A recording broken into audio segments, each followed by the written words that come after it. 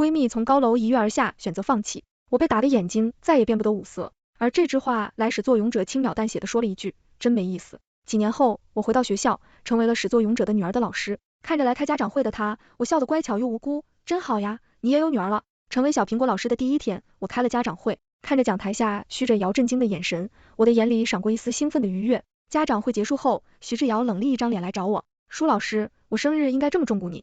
他面上虽冷笑着，声音却像黄泥一样婉转好听，所以你怎么称呼好了？我漫不经心的回他，眼睛并不跟他对视，只将目光落在不远处正在玩耍的小苹果身上。你来当小苹果的老师究竟有什么目的？见我看着小苹果，林芷瑶摇心眼瞪着我，声音里带着毫必掩饰的怒气。毫不怀疑，如果不是现在还有别的人在，他会像当年一样冲上前狠狠打我。只可惜，现在的我早就不是当年的我了。我没有回答他的问题，就将远处的小苹果喊过来。老师，你和妈妈在聊什么呀？小苹果亲昵的抱着我的脖子，好奇的问。这个年纪，小朋友对性格温柔的老师有天然的信赖，闲聊一下而已。老师以前和你妈妈认识，我神色温和，笑着看向林芷瑶，一如他当年逼死我最好的朋友的样子。你说是吧？芷瑶，我真高兴你也有一个这么可爱的女儿。徐芷瑶脸色发白，她深吸一口气，强忍着没有在女儿面前发作。你看，这些施暴者是知道自己当年做的有多过分的，他们也会害怕自己的孩子遭到同样的对待。成为小苹果老师的第二天，我去墓地看了林果，在他的碑前放一束栀子花。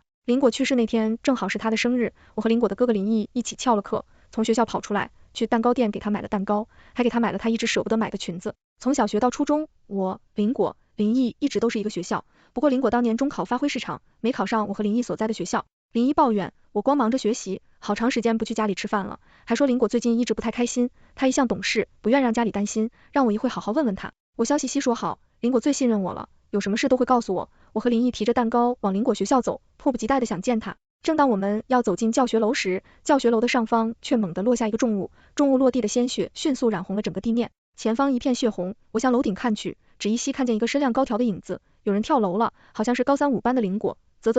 和徐芷瑶抢男人能有什么好下场？林毅一把扔掉蛋糕，头也不回，跌跌撞撞的朝前跑，我腿脚发软，一瞬间跌倒在地上，又急急忙忙的站起来，让开，让开！我和林毅推开围观的人群，看着地上还没闭上眼睛的林果，撕心裂肺的哭了起来。我想要触碰他，却又手足无措的不敢靠近。那一天，我的世界只剩下了醒目的红和满腔的卑贱，那是天翻地覆的一天，也是我的命运就自被改变了一天。每个人都要为他做过的事负责，我不会去伤害小苹果这个无辜的孩子，但是我要让徐芷瑶每一天都活在惊惧与担忧之中，所有他在意的东西我都要让他一点一点失去。徐芷瑶，你最好长命百岁，因为你的余生都要为你欠下的占赔罪。小朋友们，今天的亲子趣味课，我想让大家寻找一下剥核桃的方法，谁知道怎么把核桃剥开呢？讲台上，我神色温柔，唇边带着浅浅的笑意。小苹果的学校注重家校沟通，时不时会邀请家长来学校陪孩子做一些趣味活动。我知道用夹子一夹就开了，我妈妈特别喜欢吃。小苹果第一个回答。坐在他身边的徐志尧露出了得意的笑容。是啊，徐志尧最喜欢吃核桃了，他曾经每天都要让林果给他剥核桃，还不准他用工具。如果林果不从徐志尧的小团体，便动辄打骂。听林果的同桌说，那段时间林果的手总是伤痕累累，谁不知道可以用工具啊？说老师一定是想让我们找到别的简单的方法。另一个想到还说道。我暂时的看了小男孩一眼，对大家说，对了，我想请小朋友们和爸爸妈妈讨论一下，究竟还有没有其他的方法轻松打开核桃，千万不要徒手剥核桃，会弄伤手的。台下徐志尧的神情变幻莫测，或许他终于想起了当年强迫林果剥核桃的事情。他拿起手边的小锤子，一把敲碎了核桃，不屑地说，不就是包括核桃吗？我在讲台上似笑非笑。通过今天的这堂课，我想告诉大家，一些东西看似坚不可摧，但其实有很多种方法可以摧毁它们。徐志尧唇边的笑意停住了。那天的趣味课之后，小苹果1个星期没来，后来还是背着小书包兴冲冲的来了。那天上课之后，妈妈就变得很生气，摔了很多东西，还要让爸爸给我转学。小苹果挠着头，那双和徐志尧一样的心眼里满是迷惑。那然后呢？小苹果怎么还是回来了？爸爸的妈妈为什么给我转学？妈妈支支吾吾的不肯说，然后爸爸就没有同意给我转学。我摸了摸小苹果的头，害怕了吗？这还仅仅只是个开始呢。徐子尧成为小苹果老师的第3天，我约了当年侮辱林果的人石油，让他毁掉徐志尧最自豪的东西。你要我去毒哑瑶瑶的嗓子？你疯了！我那么爱瑶瑶，怎么会害他？石油难以置信地说。徐子尧拥有动人的嗓音，开口唱歌宛如天籁，现在是著名的歌手。高中时他便极为珍视他的嗓子，日日都要让林果给他泡菊花茶。如果说我手里有你侮辱林果的证据呢？我笑着看向他。如果说徐志尧是杀人不眨眼的阎罗，那么石油就是忠实执行他的命令的刽子手。不过徐志尧这位阎罗想要杀人的理由却尤为可笑。高3时，当时还是徐志尧男朋友的郑燕，看见窗边正在读书的林果，向徐志尧说了句清水出芙蓉，天然去雕饰夸散林果的气质干净。郑嫣水口一提，却让徐志尧既恨上林果，恶意脱撸起来，却又莫名其妙。最开始徐志尧只是强迫林果给他做洗脚、套茶、包核桃之类的小事，到后来他直接把林果关在厕所里喝脏水，整天让石油对他拳打脚踢，再到最后他连这样都不满足，他厌恶极了林果那干净的气质，直接让石油侮辱了林果。我不知道林果当时是怎样的无助与绝望，才会从高楼跳下，但是后来翻到他的日记的我却已经疯了。此时此刻，石油看着我手中的 DNA 比对报告，眼神慌乱。怎么做是你的事，1周之内我要是看不到著名歌手徐志尧嗓子受损的新闻，你就等着在监狱吃牢饭吧。你口口声声说你喜欢他，那一点一点让他一无所有，到时候岂不是更容易让他回到你的怀抱？况且我只是让他的嗓子受损，就能换你后半辈子的安稳。你帮他做了这么多事，他回报一下你也是应该的呀。我搅动着手边的咖啡，语带蛊惑地说，其实 DNA 报告是我伪造的，林果的尸体早就被徐志尧的父母派人处理掉了。不过显然以石油这简单的脑子绝对想不到这件事，毕竟他从高中开始就不停地被徐志尧糊弄了。听讲我的话，先前还犹豫的石油立马答应了，在自身安危遭到威胁时，哪有人还顾及得到什么亲情爱爱？石油下手很快，不出3天，当红歌手徐志尧现身医院的新闻就出现了。视频里他嗓音沙哑的驱赶的记者，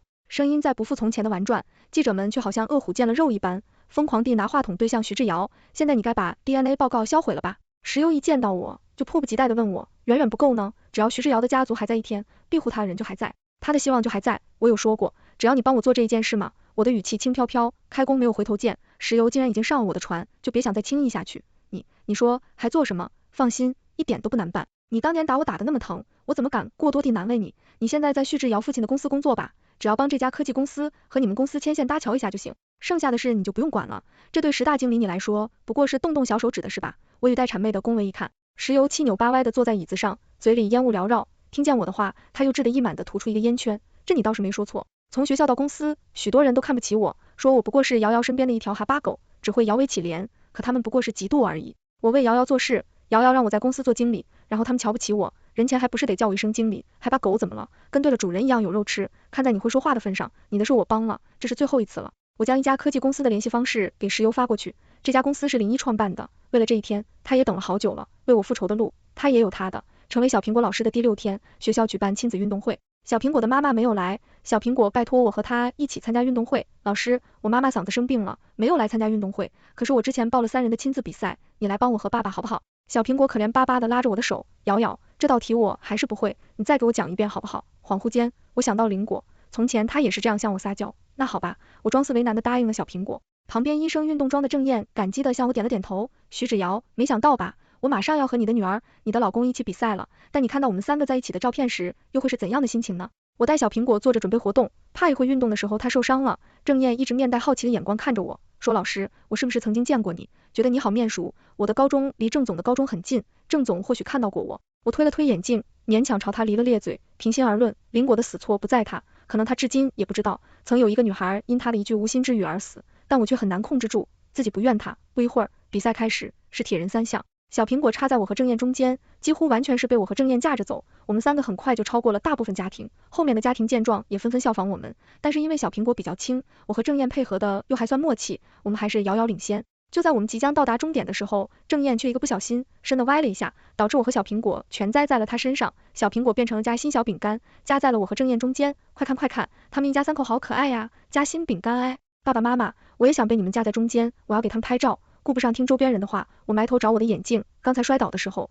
不知道掉到哪里去了，眼前彩色的世界骤然间变为黑白，让我有些不适应。你是在找这个吗？郑燕用修长的手指将眼镜递给我，补重新戴上，视野中恢复了彩色，虽然没得到好名次，但是变成了夹心饼干的小苹果却意外的开心。郑燕也弯着唇笑，分你俩笑起来的弧度格外相似。我抓拍了这样的情景，将照片发给徐志尧。在这之前，我早已将我们3个一起参加比赛的许多照片发给了徐志尧。徐志尧终于受不住我 G203 的挑衅，给我打来电话，电话那头是什么东西摔下桌子的声音。舒养，你究竟想做什么？那是我的女儿和我的老公。他是图大喊，嗓子却断断续续的发不出声音。瞎叫什么呀？今天是你的老公和你的女儿，明天就可能是我的呀。还有呀，你曾经不是最喜欢给别人拍照的吗？我满不在意的对他说，失去自己引以为傲的歌喉，痛不痛呀？痛就对了。当年被你打到我的眼睛再也辨不出颜色的时候，我也是那样的痛。你为什么要这样对林果？当年制造林果的死因后，我一把掐住旭赤的脖子，徐芷瑶却神色不变，面无表情的叫身后的石油等人把我拉开，哪有那么多为什么？我还想他死得太快，没折腾够呢，明明是那么动人的嗓音，说出来的话怎么就那么恶毒？他接过小根班递过来的毛巾，嫌弃的擦擦自己的脖子。哦对了，你应该还不知道他为什么想要跳楼吧？是我把他带到天台上，让他一遍又一遍地欣赏自己在石油身下的样子，我还把照片发给他了呢。他说他最厌恶林果的那个白脸贱，说林果坐在窗边看书就是为了勾引他的男朋友。他还说他从小就帮他妈妈赶他爸爸身边的那些阴艳艳，最知道这些看似干净的女人私底下是怎样的人尽可夫。他不断中骂着，然后一脚踢在了我的头部，我被石油抓着，无法挣脱。听说你喜欢画画，真想知道脑子坏了的人还能不能画画？我忍着疼痛，强撑着对他说，徐芷瑶你等着，只要我还活着，我就一定会让你受到惩罚的。他听后嗤笑一声，让人更加用力的打我。显然他根本不相信我这样弱小的人可以对他造成什么伤害。之后我不知道自己被打了多久，只记得直到郑燕来找他一起吃晚饭，他才慌忙让人将我拖走。在郑燕面前，他一直扮演着天真单纯的样子。成为小苹果老师的第20天，徐芷瑶父亲的公司召开产品直播发布会，备受业界关注。我们这款眼镜特别针对有视觉障碍的人群，戴上我们这款眼镜可以轻松辨别颜色。在未来，我们或许还可以针对猫猫狗狗的眼睛设计眼镜，让您的宠物也可以看见世界本来的色彩。产品发布会上，林子瑶的父亲许山大放厥词，畅想未来。此前许氏企业就一直在走下坡路，有不少同行都在嘲笑他。如今许山终于可以扬眉吐气一把，旁边帮着站台的许志瑶也早已经恢复了曾经趾高气扬、生龙活虎的样子。她一身红裙，画着精致的妆容，骄傲地挺着腰，似乎想告诉今天那些想来看她笑话的人，即使不再拥有动人的嗓音，她还拥有踊跃的家世和姣好的容颜，依然是人上人。他们背后同步直播的大屏上，不停地漂泊网友的弹幕，姐姐红裙杀我，只有我好奇她的嗓子是真的不行了吗？真的很可惜啊，她唱歌很好听的。许志瑶长得真的很好看，红颜祸水内挂的长相。许世爱一直绝口不提产品的核心技术，却滔滔不绝地讲自己的设计理念和感天动地的宏大追求。在我的示意下，一位记者起身问道，众所周知，贵公司此前从未涉及过该领域，听闻贵公司之前曾与林氏科技有无接触，那么在这款眼镜的推出上，林氏科技有没有提供科技上的援助呢？当然没有，我们这款产品完全是我们公司自己从零研发的。我们为了这个项目努力了数年之久，我们公司确实曾想与林氏科技合作，但沟通一番发现林氏科技只重利益，与我们公司的理念不合。许山叹息了一声，表情严肃，像是格外痛心林氏的追名主力，对林氏科技路转黑。林氏科技的总裁似乎年龄不大，现在的年轻人啊，真是目光短浅。Wiglow， 我朋友在林氏科技上班，他说他们 boss 可帅了，前面的有多帅啊？正当许山继续闪出他宏大的追求时，大门缓缓打开，进来一位消瘦的青年。青年似乎格外疲惫，但整个人又透露了一股难言的精气神。来人正是林毅，好一个理念不合，徐董真是会颠倒黑白。徐董以为收买了我的心腹，偷走核心技术，这个技术就真是你的了吗？林毅穿着白衬衣，一张脸瘦得棱角分明，好整以暇地站在台下，眼里赏归思轻蔑。林毅，你瞎说什么？许书瑶率先发作，但他的破锣嗓子发怒起来，不仅没起到任何威慑力，反而还有几分好笑。周围传来若有若无的笑声。年轻人，没有证据的事可不要乱说。许山苍老的面庞上仅有眼睛透露着金光，在这之前他就已经处理了之前收卖的人，活人哪能有死人的嘴安全，这是许山一直以来的理念。你以为杀人灭口就能了无痕迹吗？真不好意思，你制造的那场车祸并没有要了那个人的命，他已经醒来，向警察指认了你的罪行。在这之前，林毅就一直派人跟着被许山收卖的人，在车祸发生时第一时间叫了救护车。许山的神色有了一些变化，但依然镇定，他是你的人，万一是你陷害我呢？听见许山的话，林毅眼里的轻蔑越发明显，甚至还鼓了2下掌。徐总可能还不知道，您偷走的技术还只是初试版本，有不少缺点，现在我手里的这份眼镜才是完善版。徐总不是潜心研发数年吗？知不知道您的这款产品有什么不足呢？媒体的闪光灯对准了许山，许山却支支吾吾的，一句话也说不出来。徐芷瑶微笑着，是图帮父亲打人场，但奈何他对这款产品知道的更少，嘴巴只是徒劳的张开又闭上，说不出来了吧。我已经将2款产品交给了相关部门，由他们来界定徐总是否剽窃，似乎更为合适。林毅向许山扬个扬修长的手指捏着的眼镜，百无聊赖地看着台上被记者围住，不知道如何应答的许氏妇女。许山已经反应过来自己中了林毅的计，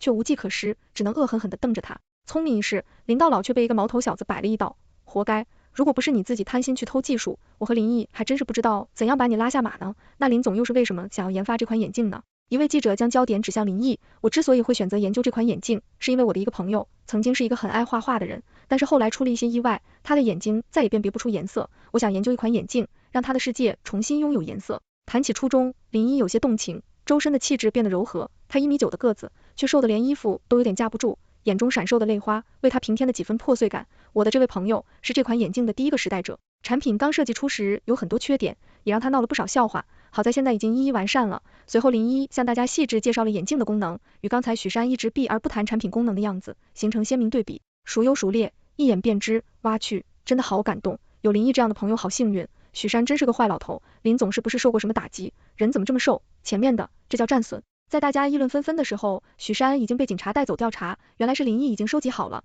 许山意图杀人和恶意竞争的证据，将证据提供给了警方。这场原本是许氏父女为了扩大影响力而办的线上直播，却成为了人们看他俩笑话的最佳影片。许山上1秒制的一满，一下秒就被抓进局子的场面，实在是太有戏剧性，引得他的片段在网上疯传。徐芷瑶的破锣嗓子也被竞争对手买了一波热搜，网友们锐评他是当代唐老雅。咖啡厅，徐芷瑶戴着墨镜，穿着低调的黑色大衣来到我旁边，舒瑶，当年的事情算我错了，行不行？你能不能别告诉我老公我做过的事情？我只有他和女儿了，我给你钱，你要多少我都给你。他呜呜的哭，很是可怜。是的，他曾经以为傲的嗓音，家世全没有了，只有老公和女儿了。我按捺住心中的快意，又变成以往带着笑意的模样，像他当年一样，用平淡的语气说出最刻薄的言语。只要你的嗓音真是好难听呀！没想到喜欢唱歌的人再也不能唱歌是这个样子。他的哭声戛然而止，怔怔的看着我，这才是感同身受呢。我温柔的替他擦去眼泪，缓缓道：你还不知道吧？前几天时又来找我说这些年他没想到林国死前的样子，就觉得害怕，问我应该怎样弥补。然后我建议他毁了你的嗓子，谁知道他竟然真的毁了你的嗓子，真好笑啊！徐芷瑶嘶吼的声音足以响彻整个咖啡厅石油，居然是他，我那么信任他，他居然给我下药。他不过是我身边的一条狗，我给他吃，给他喝，他居然还散咬我一口。我最得意的就是我的嗓子，他怎么敢毁掉我的嗓子？然后他怒气冲冲的离开了咖啡馆。你看，蝼蚁也可寒暑。我一场欢乐的看见他离开，你知道的，我很怕徐芷瑶，他要 DNA 报告我不敢不给的。我带着哭腔对石油说，徐芷瑶刚一走，我就把他叫来了，他要这个干嘛呀？你是不是耍老子？石油狐狸的看着我，他的眼睛眯了起来，面露凶光，这是他发怒的征兆。我怎么敢？徐芷瑶好像很生气，应该是知道你下药害他的事情了。他说不会让你好过的。哎呀，你快去和他求求情吧，你为他做了这么多年的事，没有功劳也有苦劳，只是哑个嗓子而已，又不是要了他的命，这也只一生气。石油被我搞得又惊又怕，完全模糊了重点，根本忘了是我要他那样做的，急急忙忙去找徐芷瑶了。狗咬狗的场面会是什么样的？真期待。成为小苹果老师的第30天，社会新闻版面上有一则新闻出现了，一位男子争吵之下划破了一位女子的脸，女子崩溃之下将男子从高楼推下，好在楼层不高，男子抢就回来了。事后经调查，该女子为著名歌手徐芷瑶，此事一出，网络上引起轩然大波。徐芷瑶够狠啊，直接把人推下去。我是徐芷瑶高中同学，这不是他第一次害人了，他高中就曾经逼死过一个女生。徐芷瑶现在脸也没了，声音也毁了，他那么高傲的一个人，不知道会不会发疯了。听说现在他已经被警察抓走了，我一页一页的翻在大家对徐芷瑶的评价，兴奋异常。高3时，林果氏的当夫的传闻不胫而走，无论林果走到哪里，都有人对林果指指点点，也不断的有男生对他动手动脚。那时的林果刚刚鼓起勇气，从被石油侮辱了的悲伤中走出，却被人们的偏见打得再也没有生活的信念。是徐芷瑶一次又一次掐灭了林果求生的希望。所以，徐芷瑶，我要你一点一点长遍林果曾经受过的苦。成为小苹果老师的第35天，我和林依一起去墓地见了林果。小果，当年害你的人已经全部得到惩罚了。林毅擦着林果的墓碑，一字一句，声声悲切。你不要怪我们这么多年没来看你，没有为你报仇之前，我们实在是不敢来见你。舒瑶果然像你说的一样厉害，想做的事没有做不成的，只是这些年他真是吃了不少苦。你不在以后家就不像家了，妈妈整日哭，爸爸整日抽烟。小果，你怎么能这么狠心？说着说着，他又看向我，小声呢喃，舒瑶，小伙知道你为了他做这些事，一定会心疼的。他最见不得你吃苦了，要是知道你为了他完全像变了一个人，肯定会怪我的。从小到大，他一直就向着你，你知道小果对我多重要的。那年冬天，如果没有小果救我，我也早就不在了。我无所谓的说，反正我是个孤儿，竟然一生什么也没有，什么也不怕，对复仇来说最适合不过了。虚着瑶有软肋，我却没有。曾经的树瑶早就死在了林果去世的那一天，和小果成为朋友，真不知道是你的幸还是不幸。林一叹了一口气，不再说话，用吸收的手指不断巴撒着林果的墓碑。我一出生就在孤儿院，性格又孤僻，院里的孩子没一个待讲我的，院长也不喜欢我，那好在管我的吃穿，让我上学，我已经很感激了。而林果不一样，他是幸福家庭的小孩，母亲虽然是二婚，但妻父和妻兄都是很好的人，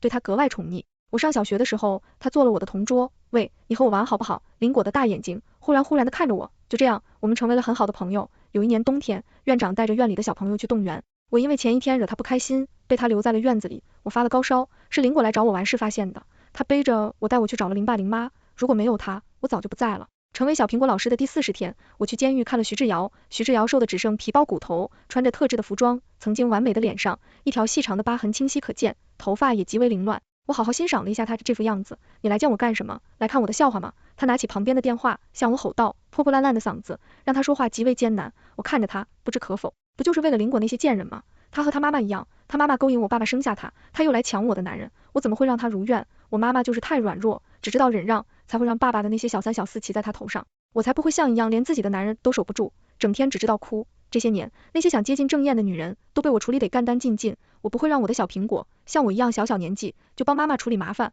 她只要永远保持天真快乐就行了。我知道你恨我，可是这些年我过得又何尝容易，什么东西都是要靠自己守护的，父爱靠抢，老公也要试试看着，圈子里也要抢资源。我看着光鲜亮丽，其实私底下过的什么日子，只有我自己知道。在徐卓瑶前言不搭后语的叙述下，我知道了林果其实是他同父异母的妹妹。听林果说，林妈妈在遇到林一的爸爸之前，有过一段无疾而终的爱情。那男人骗了林妈妈，没有坦白自己已婚的事实。当那男人的妻子抱着出生不久的女儿上门来质问他时，林妈妈才知道自己被骗了。但那时林妈妈已经还上了林果，没想到那个辜负林妈妈的人竟然是许山。后来许志瑶的妈妈在一次家长会上认出了林果妈妈，将事情告诉许志瑶。我擦了她眼泪，觉得十分荒唐。明明是许山辜负了2个女人，为什么上一辈的错误要让下一辈的林果来承担？林果又做错了什么？我忍住内心翻滚的恨意，对他说，你那个口口声声说软弱的母亲，当年处理林果的尸体，处理的也是滴水不落呀。你和你的母亲从来都不无辜，真正无辜的只有小苹果，她还那么小，却有一个杀人犯的母亲，永远要被人指指点点。如果不是你害我，我又怎么会到现在这个样子？都是你。林芷瑶歇斯底里的叫着，整个人迸发出巨大的力气，戴着手铐的手使劲锤打着玻璃。警察把他带了下去，虚着瑶入狱后，睁眼整个人都萎靡了起来。他成长的一路都顺风顺水，家庭幸福，父母恩爱，生活环境简单，无论如何也无法理解自己整别人的所作所为。他来向我和林一道过歉后，带着小苹果去了国外。他说不希望小苹果听到别人议论自己的母亲，尽管他的母亲是个十恶不赦的坏人。带完这一学期的课，我便辞去了学校的工作。就像我说的，每个人都要为他做过的事情付出代价。徐赭瑶和石油市，我一时，小苹果曾经那么信任我，我却利用他伤害徐志瑶，间接让他失去了自己的母亲，这是我的错，他何其无辜。自从林果死后，我的生命中只剩下了复仇2个字，每天闭上眼就是林果惨死的画面，就算勉强睡着也会突然间惊醒。林毅也曾劝我走出来，可是我知道我们2个谁都走不出来。我其实很多次看着镜子里的自己都会觉得陌生，无法接受自己被仇恨所裹挟，却又难以放弃。现在大仇已报，我可以放心离开了。已经很久没有睡好觉了呢，我拿出早就准备好的药片吞了下去，现在可以睡个好觉了。林毅番外，不知道我从哪一天起，林毅就像变了一个人，原来见谁都笑的一个俊美小伙子，变成了整日皱着眉的英质少年，眼睛里总有化不开的愁绪。林毅曾经是个无神论者，可是后来他无比的希望自己可以变成地狱里的落差，去把害了林果的人的性命都一一收割。林果的死改变了林毅周围所有人的生活轨迹，温柔的母亲终日以泪洗面，寡言的父亲一根一根的吸烟，最好的朋友舒瑶被打的眼睛再也辨别不出颜色，就连李毅本人也几近绝望。可是他知道自己不能倒下，妹妹不能就这样白白死去，他未来还有很长的路要走。首先后来他和舒瑶在这条路上走的虽然格外艰难，但终究还是成功了。去世姚如雨的那天，是林毅这么多年来第一次发自肺腑的笑，他茧着嘴，几乎已经忘掉了怎么去做这个表情。当晚林毅和舒瑶唱引导天亮，可是不久林毅去舒瑶家里时，发现舒瑶静静地躺在床上，没有了呼吸。林毅哭了，他其实是预料到了的，舒瑶曾经连路边的小猫小狗受伤都会心疼，这样善良的一个人在布了那么大的一个局之后，终究是承受不了心灵的谴责自杀了。如果没有林果那件事，他本该拥有多灿烂的人生，走的人已经走了，活的人却仍要生活。林毅叫心要带着3人分去生活，用他的眼睛去看山川湖海，走遍名山大川，他去了很多很多地方，只是想起林果和舒瑶，还是会流泪。全文完结。